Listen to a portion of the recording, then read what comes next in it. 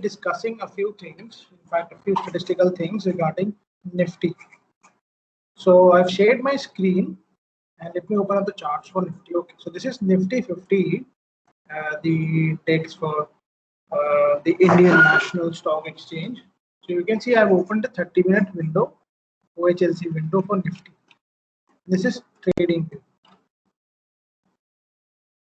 So let me just very quickly show you how we can do some statistical analysis here on Nifty. So I have already downloaded this data. So I have a paid subscription. So I've already downloaded the data. So I've just exported chart data. So I have subscription, so I can download. So I've already downloaded the data. So this is the yeah, I think this is the most recent data. Yes. So I have downloaded this most recent data. So you can see it's today. Today is 3rd June. So data is still 2nd of June because the markets are still not open yet. So I have some other data also, some previous data also. So I have just pasted that data into my Excel file. OHLC and all those things. So I'm just importing OHLC data into my MATLAB. And I've already done that. And this is the closing of my Nifty. So you can see yesterday Nifty closed at 15590. So you can see the closing. Moreover, if you want to see the entire data, so I think yeah, this is the entire data. So now let me start off by showing you the distribution of the closing. Let's call it closing price of close, comma, let me pass on the parameters 50.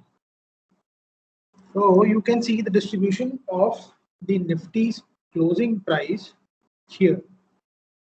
It's much similar to, it's not exactly similar to what we did in Bank Nifty. In Bank Nifty, we had like 2 bumps, but here we can see there could be only 1 bump. Let me just do one more thing, and let me also show you something like this. So you can see there's only 1 major bump here in the distribution. So majority of the time Nifty was here for the data I have. For the data I have. And let's do one more thing. Some exactly the same thing that we did last time for Bank Nifty. Let me copy everything and let me paste it here.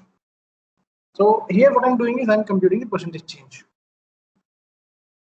Okay, I'm computing the percentage change. So let's check the distribution for the percentage change, and it also puts 50 percentage change for Nifty. Let's see what happens. And once again, you can see once again for Nifty 50 closing price, the distribution of the percentage change is once again following the normal distribution. And by the way, let me tell you this is 30 minutes. So I opened a 30 minutes chart, so you can see it's a 30-minute chart. So even for 30 minutes, we are getting this normal looking distribution, just like Bank Nifty. And let me also do one more thing. Let me also import this data. This is 15 minutes, by the way.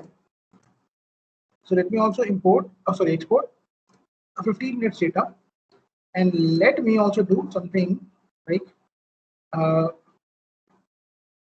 whatever we did last time. Hold on. Let me just copy and paste it. Or it's a better idea to do this. Just 1 second.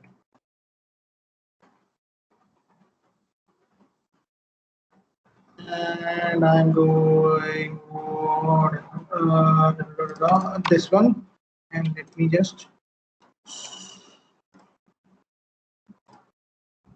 I think it has been imported. Yes, so Nifty 15 minutes has been imported. So let's check the 15 minutes distribution,